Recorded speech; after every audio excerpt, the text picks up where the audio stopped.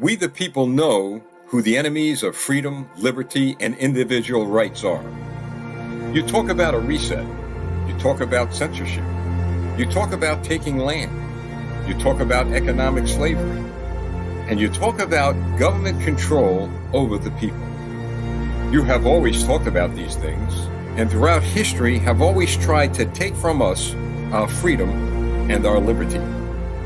Well, I have news for you. You will never take from us our freedom, our liberty, and never, never our individual rights, because they are gifts from God, and the scriptures tell us that where the Spirit of the Lord is, so is freedom. We will never surrender to you. We will never negotiate with you.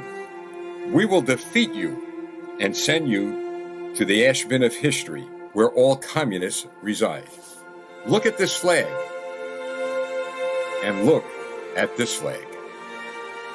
You have reason to fear these two symbols of freedom because the people who proudly fly these flags have become a mighty powerful force for freedom and liberty.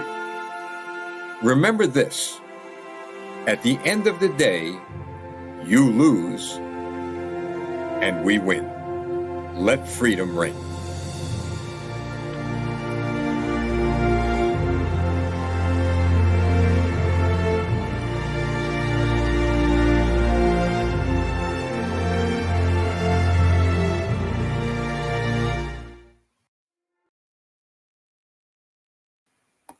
Ladies and gentlemen, thank you for joining me tonight. I'm Lieutenant Stephen Rogers, and welcome to Tonight in Canada. Well, there we have. We had put that commercial out a couple of days ago, and I'm really pleased to see we're getting a response. We are truly in a global war, and we're going to be talking to Matt Earhart about that in a few minutes. So we do have our website now working again. We have a donate button on there. I'm asking you to go and to do the best you could to help out. Because as I see this war, if you will, expand at the rate it is, well, we're going to keep up with it. And we are making a lot of headway. You may not be hearing a lot of the headway in Canada, but I can tell you we're making a lot of headway. And Matt is going to share some of the successes that you're having in Canada, especially in Alberta, but also we're going to touch upon a whole host of nations tonight, what's going on there and what's being done in order to fight for freedom and liberty. Now, I've said this last week, even during a special broadcast, that apparently we are being watched, meaning in a good way, by people from other countries around the world. I have received an interesting number of emails from the United Kingdom, a few from Germany, Lithuania, a few, Australia, and now South Africa. These videos are being shared, and they're watching very closely. They meaning the freedom-loving people are watching very closely what we're doing here in the United States and what you're doing in Canada. I could tell you that they have absolutely latched on to the alliance that the Canadian people and the American people have. And they want to be part of this. And certainly we're going to welcome them. We're trying to find a way in order to expand our broadcast. And I think we're going to be able to do it. I sure believe we're going to be able to do it. But this all comes a result, and I've said this here in the United States all over as a result of the way the Canadian convoy truckers and the protesters, I'm not even going to call them protesters anymore. I think the protesters were the Trudeau government protesting against freedom and liberty. But the Canadian people who were looking to secure their freedoms, liberties, and individual rights not only impacted, of course, people in their own nation, but also here in the United States. And now I'm learning around the world. We've got a tough job ahead of us. We have a battle, folks, but I'll tell you, we're not going to let up. And we're going to come by day. We're going to come by night. We're going to come by sea. We're going to come by air. Kind of quoting Churchill, right, Matt? I know you're hearing me. The fact of the matter is we're coming with the Charter of Rights and Freedoms. We're coming with the Constitution of the United States. We're coming with people who are going to run for office that believe in freedom and liberty, and they're going to get elected. And you're going to see a testament to that in a few days here in the United States of America. All right, folks, I'm going to welcome Matt Earhart tonight. We're going to be speaking about a number of global issues, and I'm going to find this to be very fascinating, and I know you are too. Well, Matt, welcome to tonight's broadcast. Thank you. Thanks for having me back.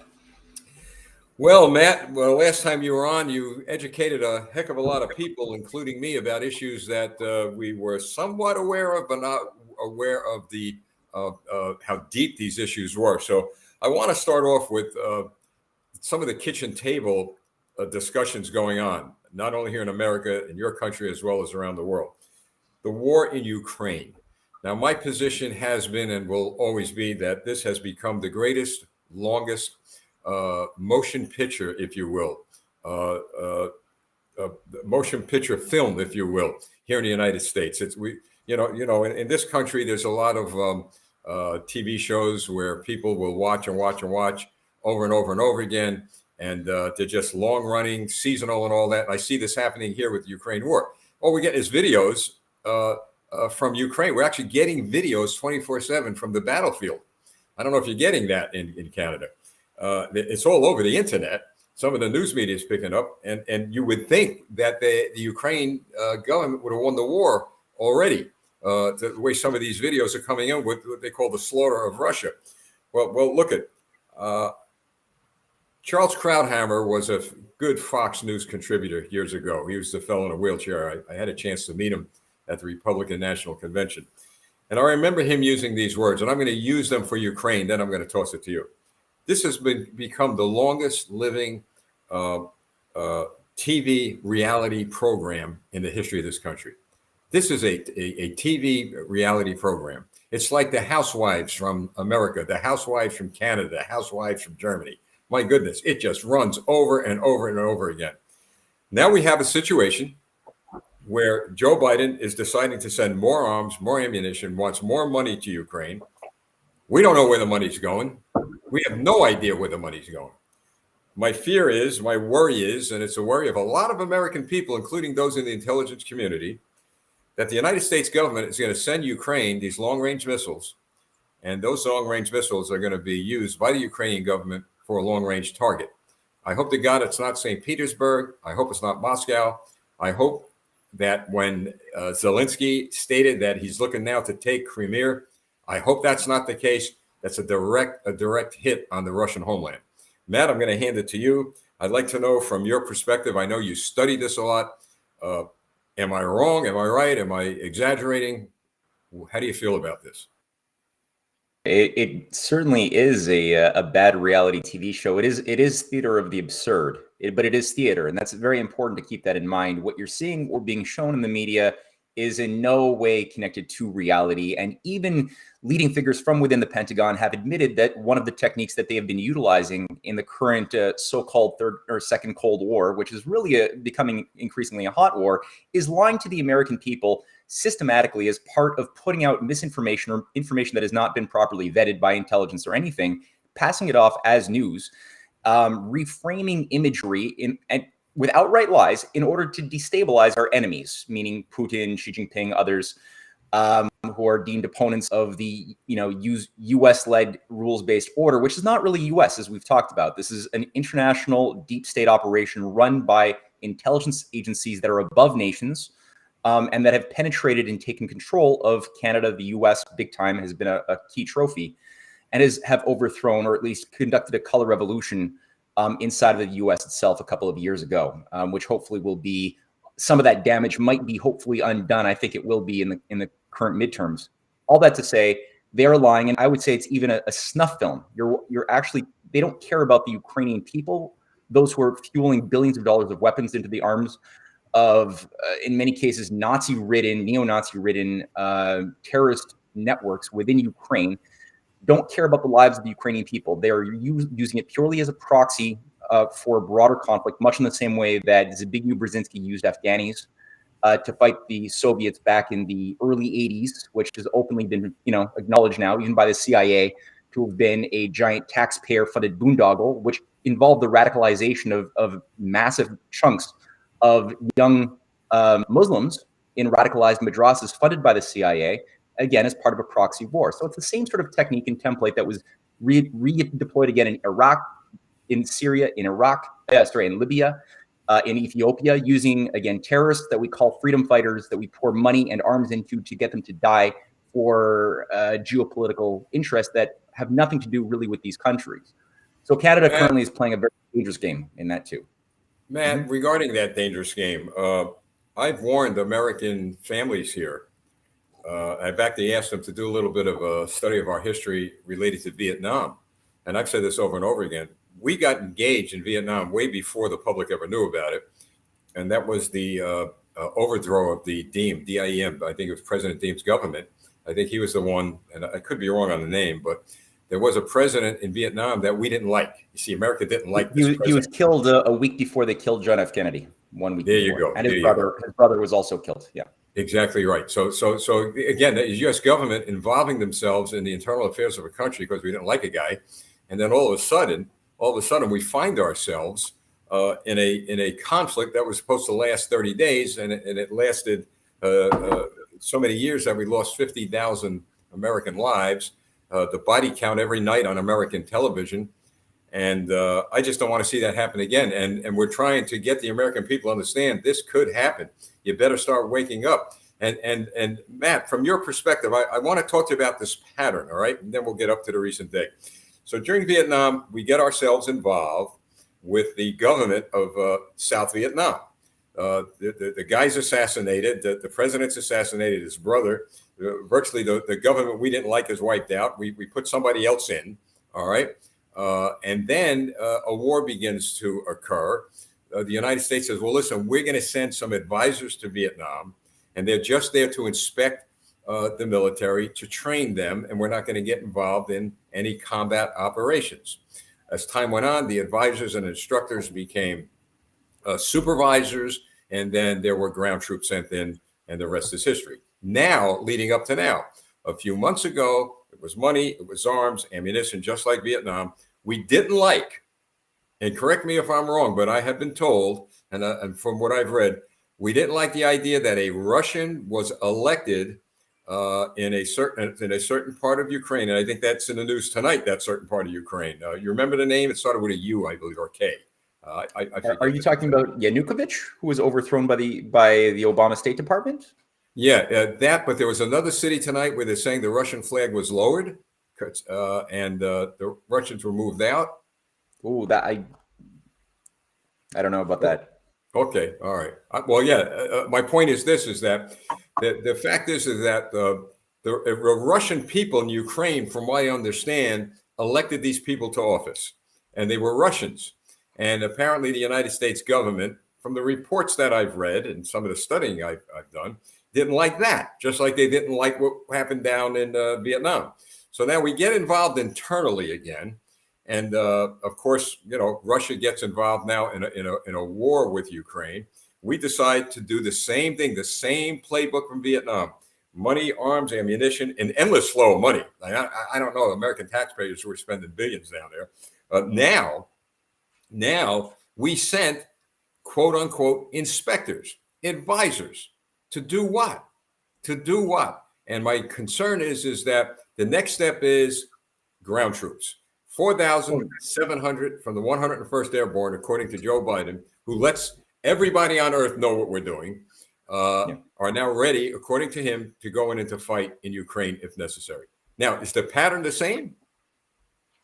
Yeah, the pattern is very similar. And indeed, as you just said, the fact that we have well over 200 U.S. so-called advisors there on the ground, ensuring the supplies of NATO weapons into Ukraine, and we already know we've had U.S. mercenaries, Canadian mercenaries, and others already fighting but they're not a part of the official military of the nations. Now that we have the official representatives, people who actually work for the military of the United States on the ground in Kiev, overseeing both the deployment as well as the training and utilization of the weapons.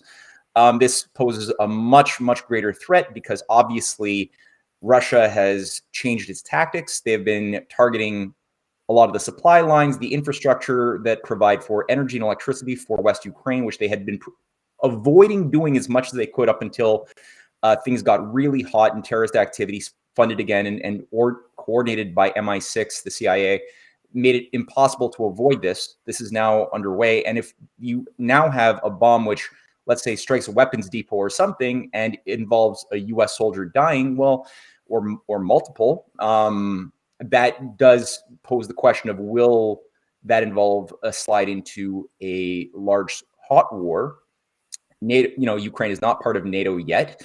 I don't think that even most people within NATO want them to be a part of NATO, because there is, the Article 5 collective security agreement, which is activated the moment any participant gets into a war. Everybody's obliged to enter.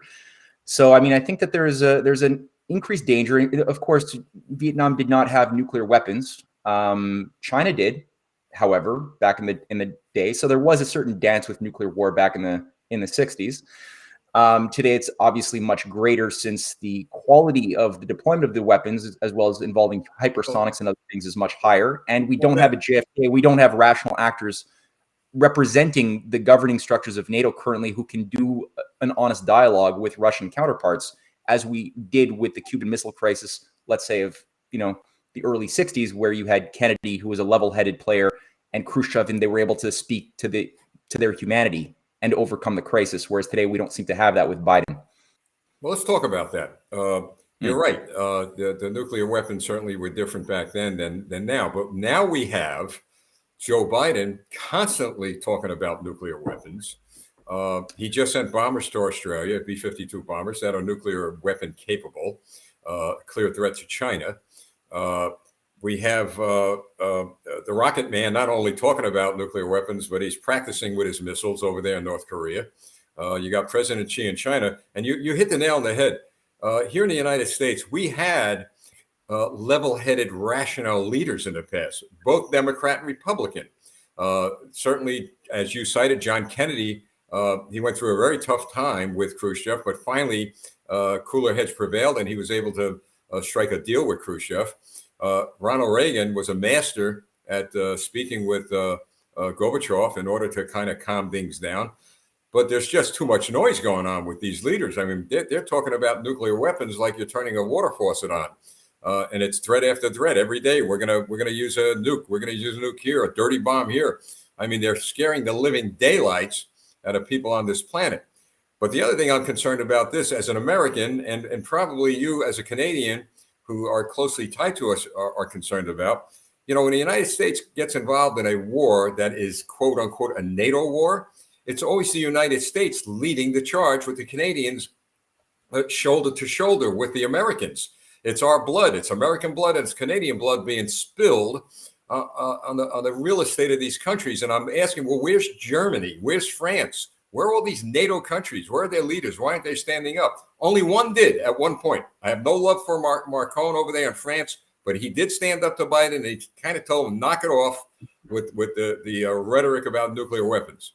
So you have these countries in NATO that I'm sure are hoping on November 8th things change in the White House. They've got to be out of their minds if they want Joe Biden or those Democrats in this country reelected. They got to be out of their minds, because they're going to be dragged into a war. And the difference between past wars and now, I really fear what's going to happen in this country domestically.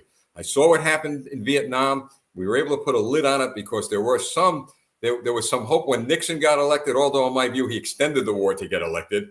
But the fact of the matter is it ended. But we see no end after Vietnam, after Afghanistan. We see no end to a ground war with Russia if this occurs. And here's one point I'm going to ask you to weigh in on. I believe the United States of America needs Russia to do what? To kind of off-balance China. We always had that kind of a three-way adversarial war going on. Well, was it the United States getting close to China? Well, maybe we don't want that. We need to be close to Russia to kind of stack up against China. Now the balance of power is just all over the place.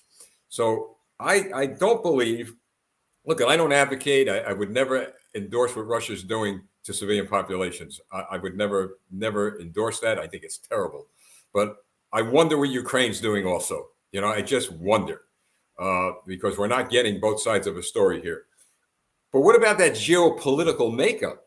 Russia, China, the United States, where it used to be Russia, the United States, kind of ganging up on China. And then when he didn't like what Russia was doing, we would get close to China. What do you think of this political makeup right now where we are? Well, I mean, I think the difference today from what we had in the Cold War is the U.S. had not been dominated by a death cult that was committed to one world government and depopulation of the excess, useless eaters of the earth. And these are the words of people like Yuval Harari, a leading acolyte of the World Economic Forum. They speak like this. They're absolutely committed right now to reducing the world population to about 1 billion or so people is the consensus that computer models that they've all agreed to use have come up with.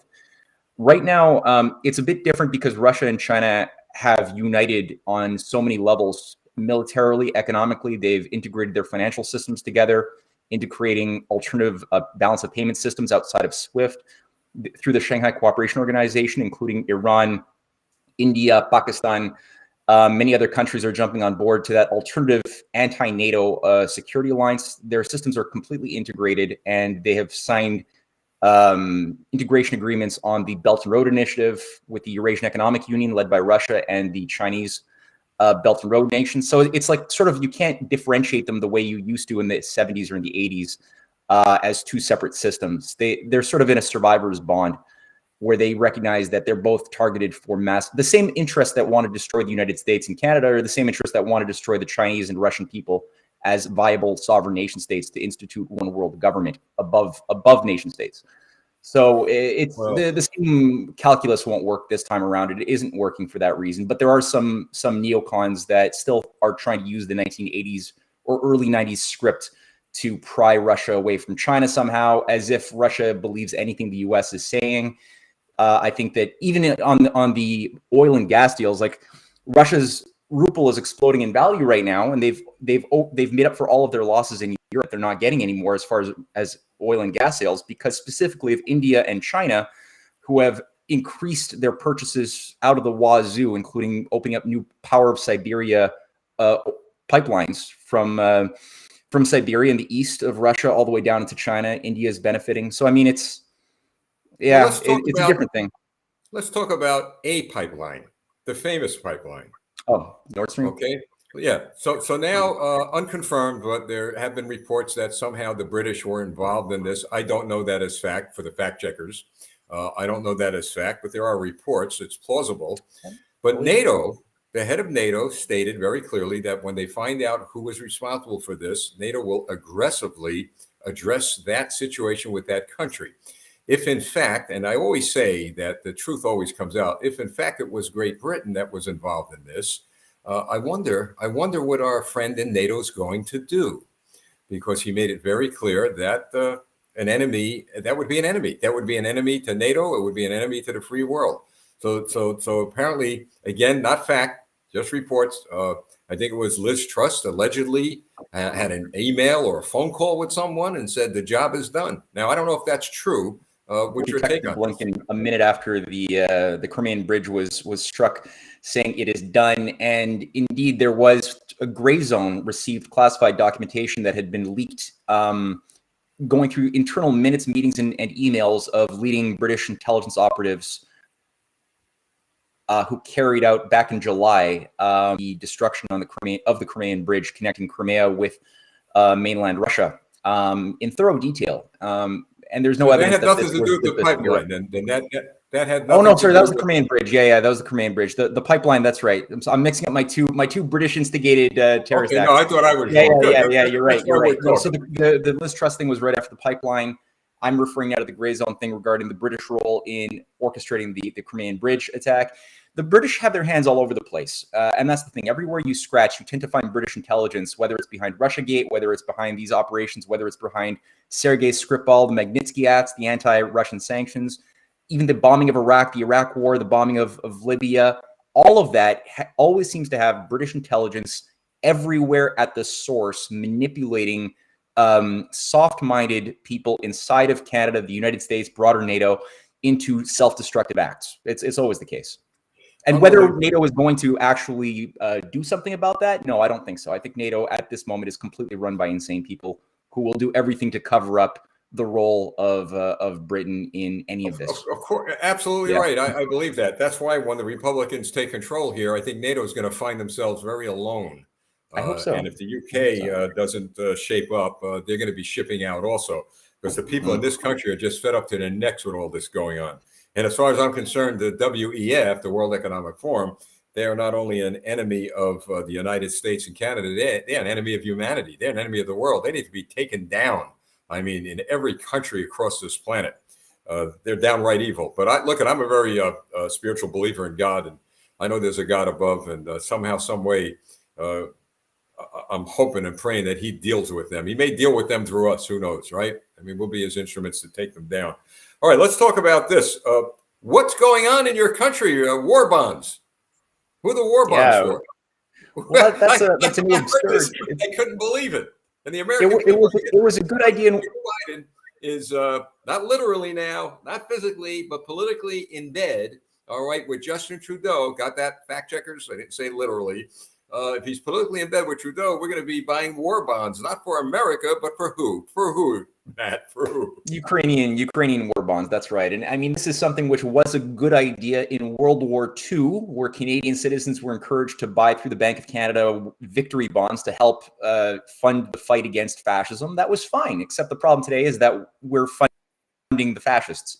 The actual Nazi-ridden swastika-wearing Azov Battalion, Idar Battalion, neo-Nazi factions who are now receiving and have been receiving, but now openly receiving war bond treasures from the savings of Canadians who unfortunately believe too much of what they see on the TV or Chrystia Freeland's yapping about of what is really going on.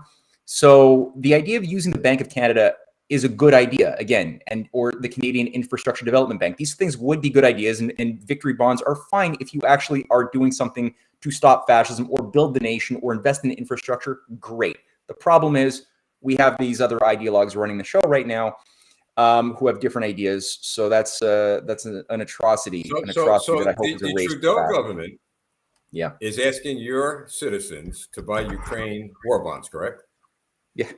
So how do you trust a government who took your money, folks? Remember your money, the convoy money? Remember the PayPal? They froze your bank accounts. How in the world do you trust that government? I would not give them a dime. In fact, I hope somewhere along the line, thousands, if not a million people in Canada, United States, worldwide, really file a massive class action lawsuit against the government. Or one leader, just go after one leader. And it's like a domino effect. They all scramble and run and jump ship. But this is, Matt, I'll tell you, this is astounding.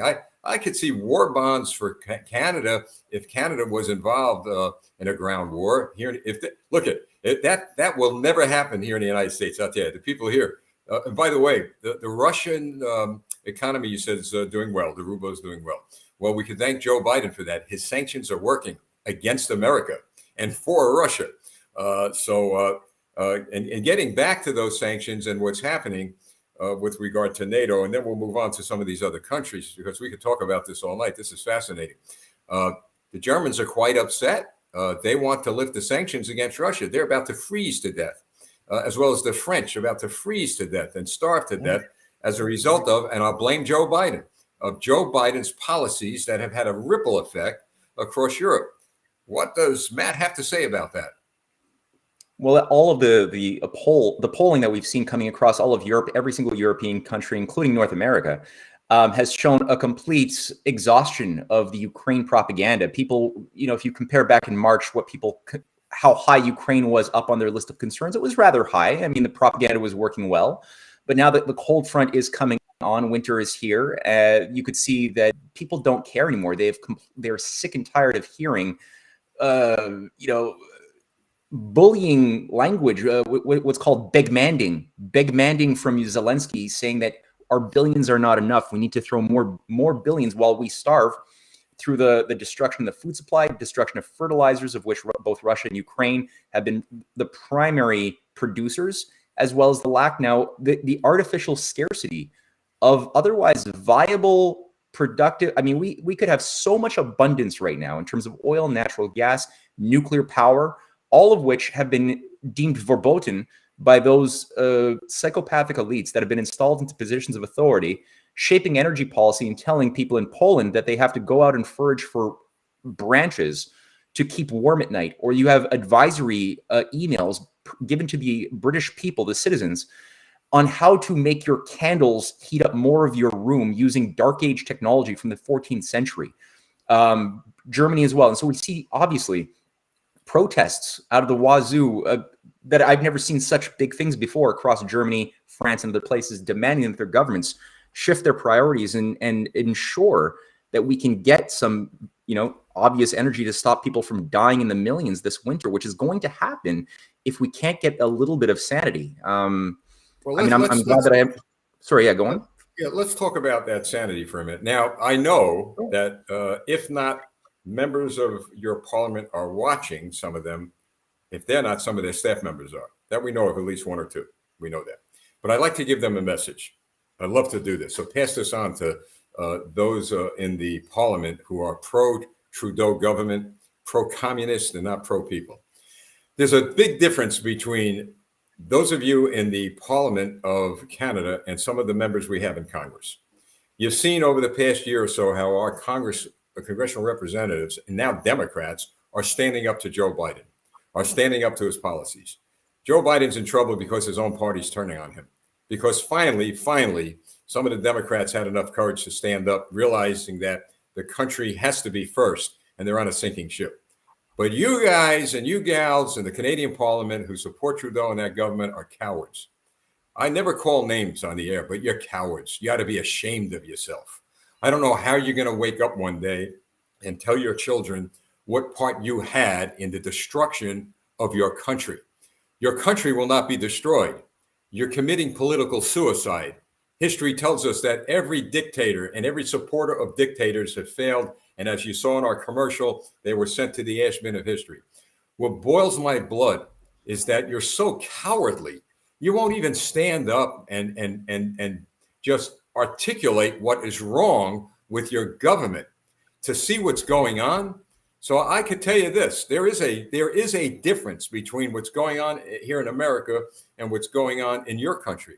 The real heroes of your country, the moms, the dads, the people whose bank accounts you froze, the truckers, all of those fine citizens you have that were facing economic disaster, and still in some cases because of your communistic policies, you ought to be ashamed of yourself. In fact, I know, and I want to talk to you about this part, Matt, because there's a reason why I'm saying this now. I know, and I'm sure Matt is aware, and the world is aware now, that you guys, meaning the Canadian Parliament members and supporters who watch this program and have tried, you've tried desperately to get us off the air. We've been notified by people. Thank God in the United States of America, we have a constitution that protects the people, so we're not going nowhere. But if you are successful, which I hope you won't be, in putting your Berlin Wall up, Matt, the old Berlin Wall, well, you've got a country that's putting an electronic wall up, C11, where they're going to monitor what's coming in, what's going out, transmissions in, transmissions out. If you think that that's going to prevent the truth coming into your country, you better think twice. You're wasting your time. But to do that, to go so far as that, it reveals to us how you are frightened of the people of your country. You're frightened of freedom and liberty. But remember this, that the Chinese Communist Party, we know, is very influential in your country as well as here, but thank God we're handling it here, and we're getting to address it very aggressively soon. But remember this, true communists are not going to allow you in their camp. They will use you, they will chew you up, and they will spit you out. So if you think you're going to slave your people to your policies, wait and see what the communists are going to do to you. So you better wake up. And if you think that at least the American people, and we've got a good following here, if you think we're going to allow our government to continue to see what's going on in Canada without us addressing it politically and maybe even economically, well, you better think twice. We love our neighbors in the north. Canada's been a beautiful country, a great free country, a great ally to the United States. But soon, your 15 minutes is going to be up. November 8th, big changes here. Going to roll right over to January, and hopefully our foreign policy will dictate a policy that will call that parliament in Canada out, and every single one of you are going to pay a price politically. Matt, I had my word on that. What's your word? Well, I think that indeed the censorship bill, C11, you alluded to it briefly. It's now been through a second reading. There's going to be a third reading before it becomes law. I don't see right now any reason to say that it's going to be defeated. Both houses, Senate and the Commons, have demonstrated their complete disdain for the people. I think at this point, I don't see a lot of leadership in either one of those places at the moment. This is again a devastating attack on freedom of speech and censorship more broadly. But at the same measure, we do still see that the oligarchy trying to manage the reins of the Canadian system is a lot weaker and more insecure than a lot of people believe, think. We saw this with the Freedom Convoy, which was way bigger than anybody realized. We saw this also with the upset election with, and I say upset from the standpoint of a world economic freak, when Danielle Smith came into office as Premier of Alberta, which has now seen, again, a breath of fresh air. There's a record-breaking amounts of Canadians who are now moving to Alberta for good reason, because they see that she's actually pulling back on and is really moving ahead to pass laws that fundamentally make it illegal to discriminate against those who are not jabbed by gene therapies or anything of the sort. I think that this creates a precedent that hopefully can be followed up by other Western provinces first before anything can. The level of controls in Ottawa or in Ottawa, Ontario more broadly, or Quebec are much greater. So I don't see the change happening from the East Coast, but I would see it more from the West Coast. But the important thing, and I diverge with you a little bit on the question of Chinese ownership of Canada, because I think that in my analysis, it's a little bit different in the sense that the oligarchy, which is managing this depopulation agenda into totalitarianism, are not Chinese controlled. They've been working to destroy China as much as the United States. And it goes back to the old bloodlines that go back to the Babylonian. Well, Matt, you have Chinese police stations now in Canada, as we have here. We're going to that's actually a national endowment. There's a Soros operation called National Endowment for Democracy. They fund something called Safeguard Defenders, which produced a sham report talking about these international police stations. It all came from Safeguard Defenders, a Swedish-based National Endowment for Democracy funded operation that puts out fake news. And so there's no Chinese stations in No, there's no police stations. No, there's no actual ability for the Chinese. They have a faction within the consulate, a department within their consulates, 3 of them in Canada and in Toronto, that were created during the COVID pandemic in order to provide visa and other services for Chinese who have been stuck outside of their country, couldn't get their paperwork done. They have no ability to arrest anybody. They have no ability to carry out any type of police work that you would only have jurisdiction for within your own country. But I'll talk to you offline about this, because we have information that differs from that fact. But I'll get it to you to look at it. Okay. So I've looked at everything so far. You haven't seen any information at all that there's Chinese police stations in Toronto. No, they have, like I said, there's departments within the consulates, and they have people who are probably tied to Chinese intelligence in some way, because they've got an international deep state operation of people we have an operation in New York that we're looking at, which in fact NYPD. The reports we got even stated that Soros built up.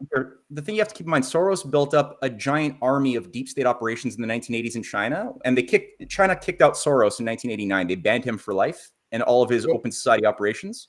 But his international army that he built up were brought into New York. They were brought into Vancouver. But they are part of the Chinese Communist Party. We know that.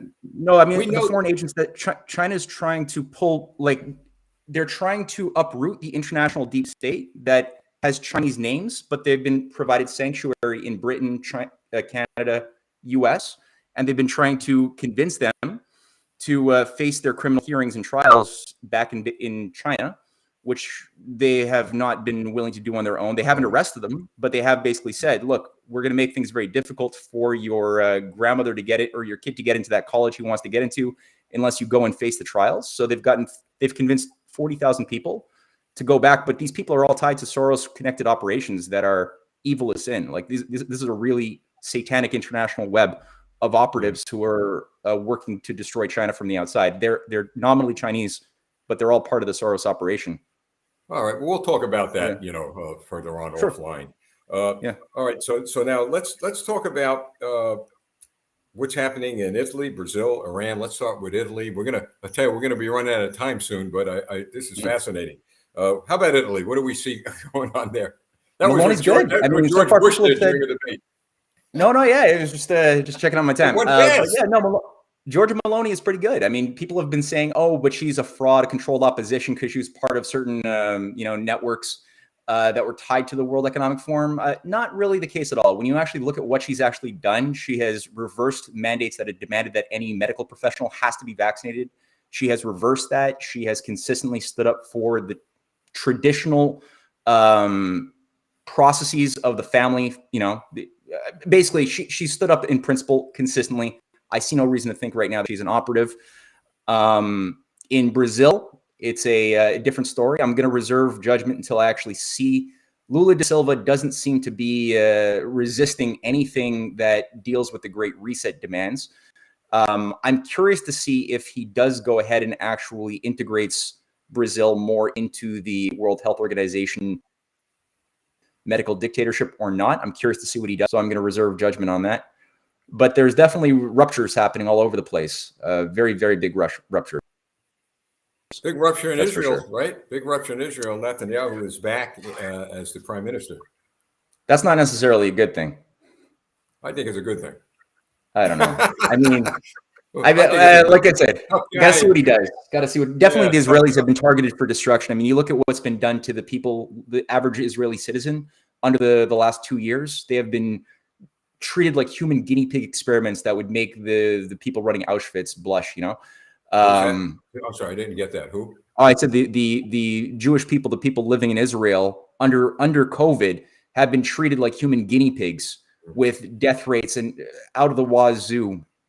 And I'm just saying it demonstrates that we didn't learn the lessons of World War II and Auschwitz, where we were, people like Mengele were conducting serious human experimentation on Jews. This is something which did not stop. You could listen to Vera Shariv, who has spoken eloquently about this today. So if Netanyahu is willing to stop this or put some resistance up, good. We'll see. I don't know. I haven't enjoyed his performance so far in his time in office since the 90s, but we'll see. All right. I'll respect your opinion on that. With regard to Iran now, here the United States again is looking to negotiate a nuclear arms agreement with Iran, and yet Iran is sending drones to Russia to strike at Ukraine. So here again, the United States is in the middle of a situation. Iran is also arming people, U.S. opposition in Syria. So my point is this. Oh, and Iran, didn't they recently threaten Saudi Arabia? I mean, everybody's threatening everybody over there because of the fact that Biden has made us so weak. He probably won't respond at all to any of these things. But doesn't that upset the geopolitical balance of that area? I mean, Iran seems to be running the show there now. Well, it's tight ropes. A lot of tightrope walking, and I think last thing I read, Ben Malley, who is the Oxford Rhodes Scholar who Biden assigned to be in charge of the Iran dossier, has said that they're giving up on all efforts to revive the entire nuclear deal, and instead they're going full hog with this other approach of destabilizing Iran using the proxy, kind of like it's a color operation technique, which was developed in Georgia. They deployed it in Ukraine in 2004 to use the weaponized mobs of citizens to basically overthrow or destabilize governments that you want to destabilize. So that's a technique that's been now deployed for a couple of months in Iran in a heavy way. Again, it's a CIA operation. Iran has been, avoiding. It's a miracle that they haven't already been blown up, because that's what Dick Cheney even said, that they're on the list back in 1997. Well, he said, we have to do regime change in Iraq, Libya, Syria. Iran was on that list in sequence, and they defied all odds by staying alive. But Saudi Arabia and Iran are also developing an alliance too behind the scenes, which is interesting. Well, maybe with Netanyahu as the new Israeli prime minister, we might see Iran hopefully get dealt with by the Israeli government. I hope Well, so. Iran is the fourth biggest military in the world, too. You know, you don't want to necessarily create unnecessary conflicts. Right now, Russia and Iran have a strategic deal where they're both integrated in a 20-year-long security economic agreement on also energy, too. Saudi Arabia realizes that they're going to be disposed of. They play no role. Like hydrocarbons and fossil fuels play no role in the New World Order, which involves decarbonization and depopulation. So I think Saudi Arabia realizes that their future is going to be maintained only by working with Eurasia and not being proxies support, because Saudi Arabia has been used to create radical Wahhabite, different jihadist groups throughout the world for the past 40 years or more. They don't want to necessarily play that game, and they'd rather economic development with Eurasia instead. So they basically, justly so. But they've also been worked to build bridges with Iran, too. That's also been going on. There's been an increasing alliance between Saudi Arabia and Iran over the past 5 months. Question for you, as Alan is gearing up to come on soon. Alan Nicholson, when we sign off with you, he's going to give us an update on the Hague. What about the farmland? China buying up farmland. We know they're buying up farmland here. In fact, they bought some land not far from one of our military installations. So what about the farmland that they're buying in Canada? Is that true, or is that just something that is not true? I'd have to look into more of the details on that one. What are the companies that are doing the buying? Who's driving the policy of those buying? Is it the Chinese government? And what are the farmland? How much of it is it? And who's shaping the policy? I guess those are my questions. So if you have any good links on that, send it my way. Yeah, we will. We'll send you that. Please do. Well, Matt, that's about it. Alan's going to be coming on shortly. So it's always a pleasure to have. We're going to come on again. And I'll tell you what, I'm curious as to this idea of, or the information that there are Chinese police units in Toronto, and they're not. I mean, that's something that I'm going to look at. Okay. Go to Brian Burlatek at New Atlas. Has done some remarkably good work. It's a new YouTube channel, New Atlas. Brian Burlatek. He's a U.S. Military guy. He's a veteran, and he's based in Thailand. Does impeccable research. I highly approve. Well, I appreciate it. Hey, it's always a pleasure having you on, Matt. We're going to have you on again. Thank you. Thanks very much. Take care now. Bye-bye. Bye-bye. All right, folks, stand by. We're going to have Alan on in a minute, and he's going to be joining us to give us an update on the Hague situation. But stand by, and let's break for a commercial. We the people know who the enemies of freedom, liberty, and individual rights are. You talk about a reset. You talk about censorship. You talk about taking land. You talk about economic slavery. And you talk about government control over the people. You have always talked about these things, and throughout history have always tried to take from us our freedom and our liberty. Well, I have news for you. You will never take from us our freedom, our liberty, and never our individual rights. Because they are gifts from God, and the scriptures tell us that where the Spirit of the Lord is, so is freedom. We will never surrender to you. We will never negotiate with you. We will defeat you and send you to the ash bin of history, where all communists reside. Look at this flag. And look at this flag. You have reason to fear these two symbols of freedom, because the people who proudly fly these flags have become a mighty powerful force for freedom and liberty. Remember this. At the end of the day, you lose, and we win. Let freedom reign.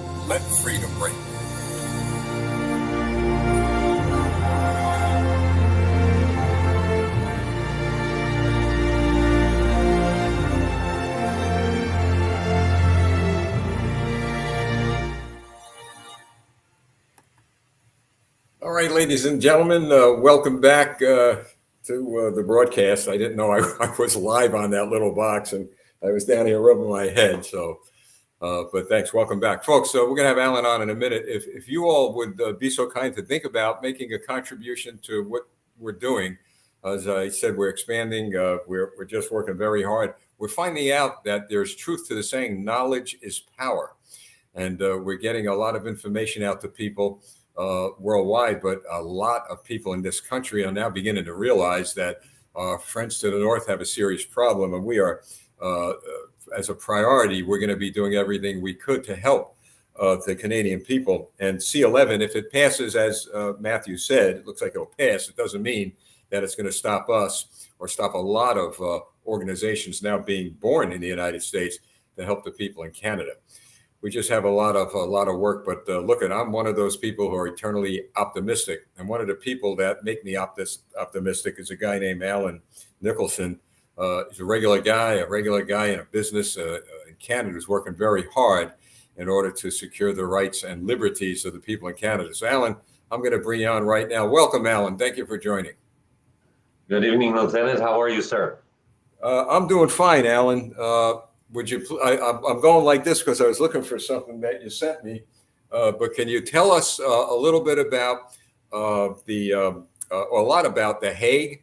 What's going on? An update. And I'm going to leave my seat because I got to go get something that you gave me. All right.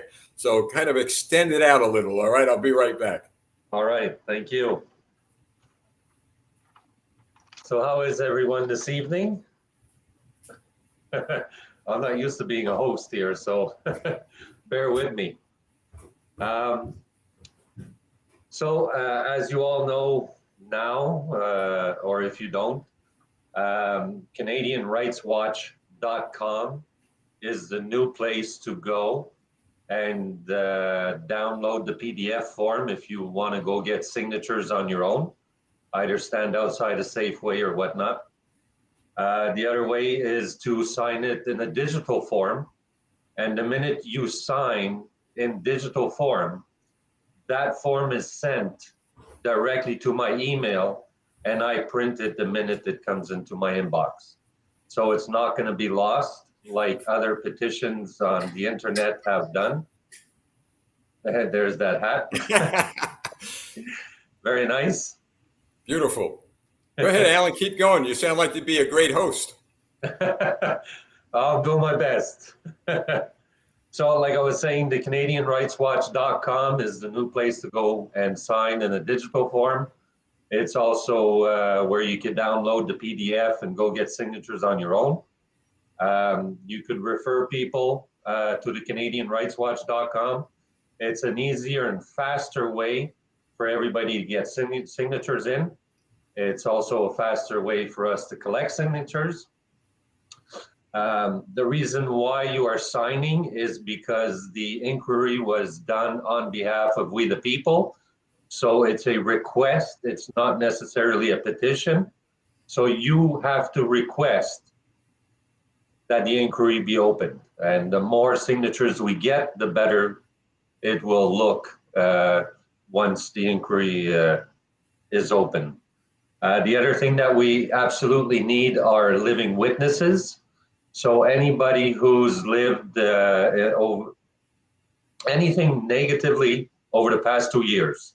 So anything from mental health problems, side effects to the injections, someone who's lost a loved one, anything that is in the negative matter, you could be a living witness.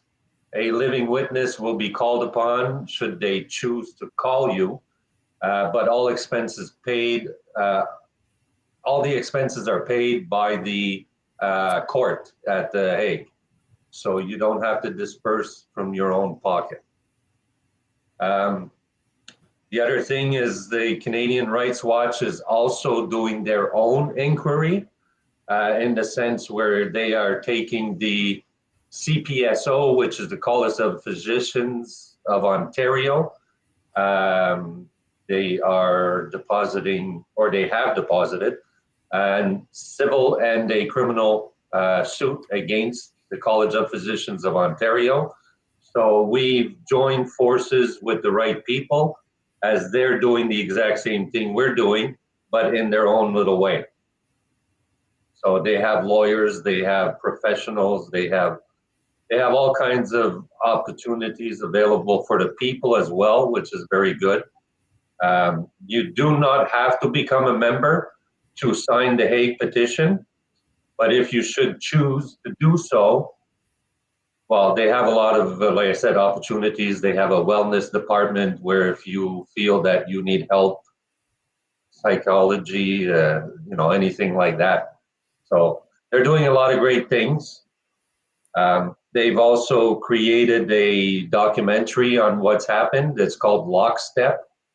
That's another thing you could share out. It helps get the information of what we're all fighting against. And what else can I say there, Lieutenant? Does anybody have any questions that we can maybe answer? Yeah, folks, come on the chat. I'll extend the broadcast a little. Come on the chat here if you have questions. Alan, this is a really good report. I'll tell you, this is a very comprehensive, very well thought out report. There are people here's a question. Can I be a witness for my mental health? Obviously, it's had a lot of effect on people's mental health. Can they be a witness?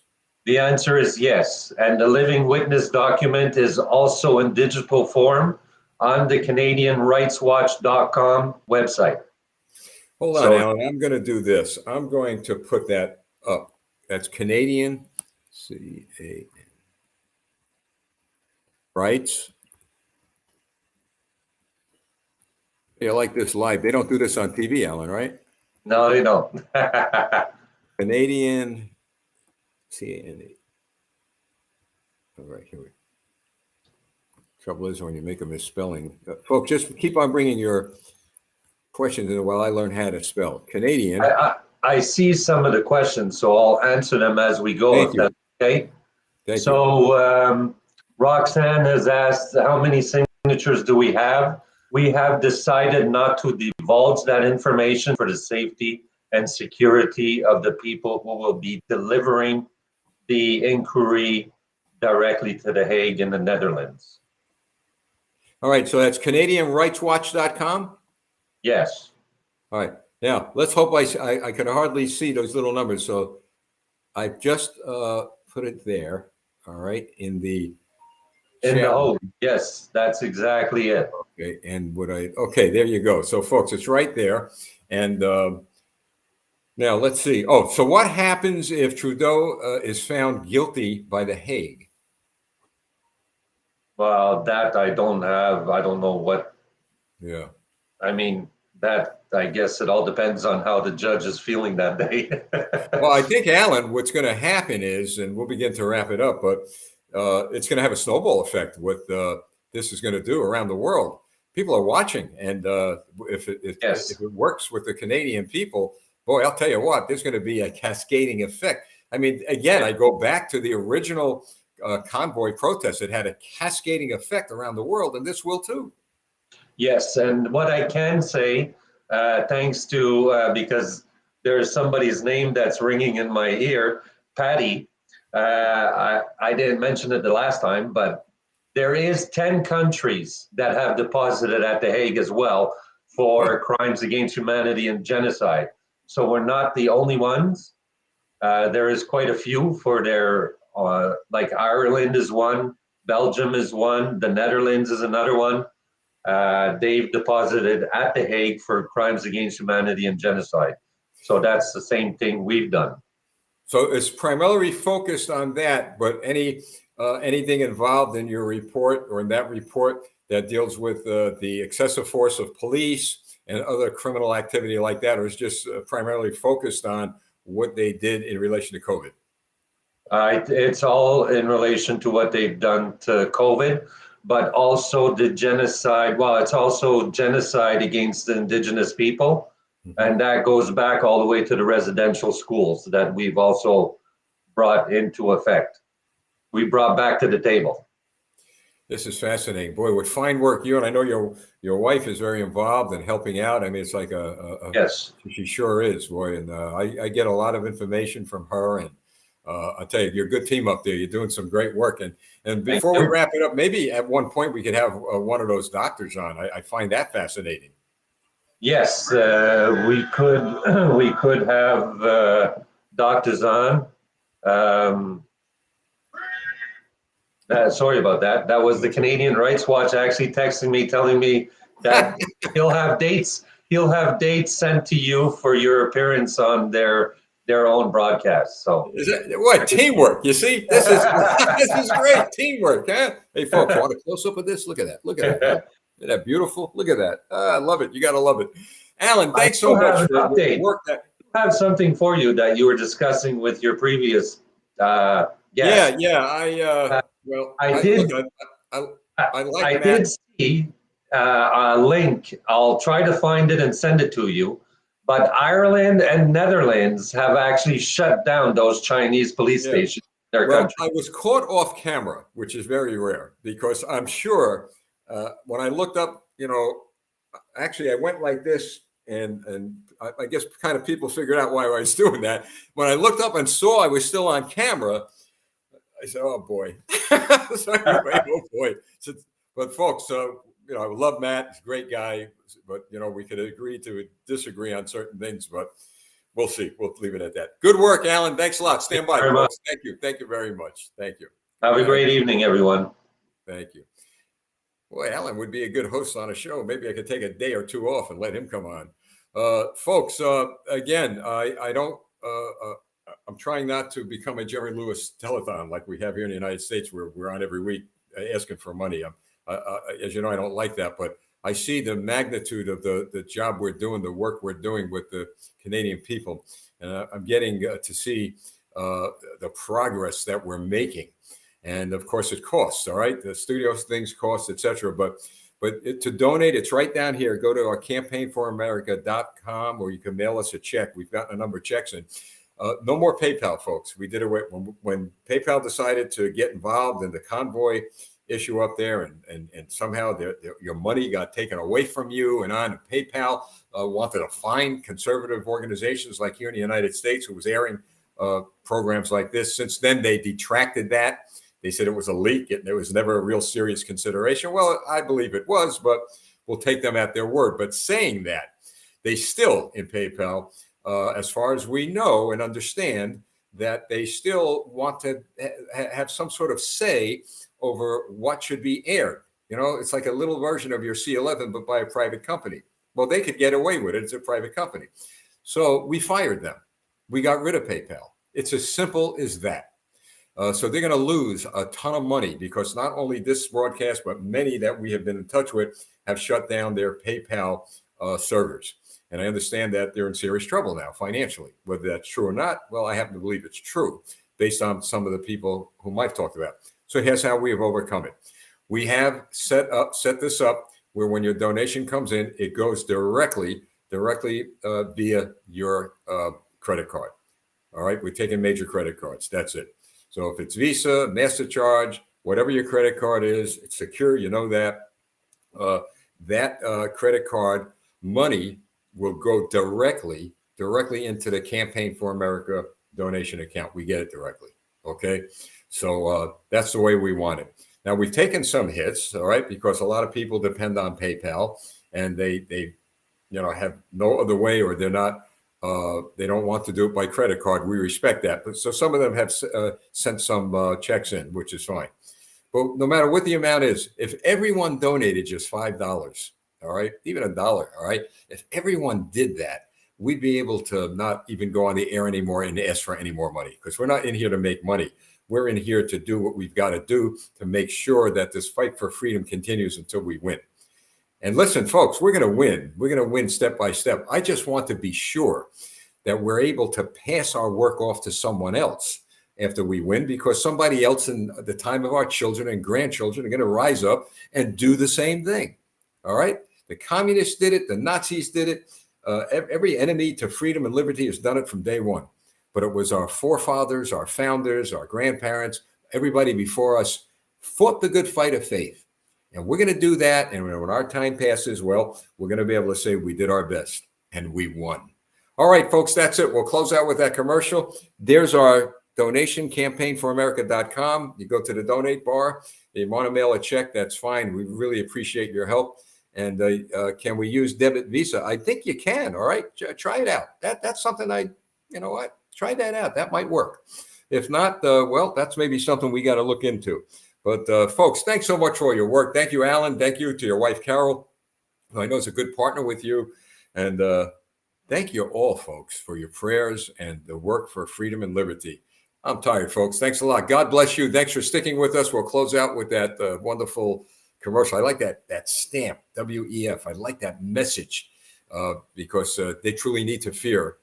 They need to fear Canada and America. They need to fear North America. They need to fear freedom-loving people. God bless you all. Have a wonderful week.